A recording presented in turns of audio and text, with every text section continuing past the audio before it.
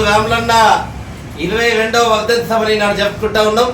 Comrade you రాములన్న కార్మిక వర్గం కోసం సంఘటిత అసంఘటిత రంగంలో పనిచేస్తున్నటువంటి కార్మిక వర్గం కోసం వారి హక్కుల సాధన కోసం తన చివరి శ్వాస ఉన్నంత వరకు కూడా పోరాటం జరిగింది. కామ్రేడ్ యు రాములన్న లేని లోటు ఈనాడు పారిశ్రామిక ప్రాంతంలో స్పష్టంగా కనబడుతున్నటువంటి నేపథ్యం ఉన్నది. ఆర్ఎస్సీఎల్లో శ్రమ దోపిడీ జరుగుతూ ఉన్నది. ఎన్టీపీసీలో కనీస వేతనాలు అందడం లేదు. అదేవిధంగా సింగరేణిలో కార్మిక సంఘాలు లేని సింగరేణిగా మారిపోతూ ఉన్నది. ఈ విధంగా చెప్పుకుంటా పోతా ఉంటే కార్మిక ఉద్యమాలకు తీవ్ర లోటుగా కామ్రేడ్ యు రాములన్న మరణం ఈనాడు కనబడుతూ ఉన్నది.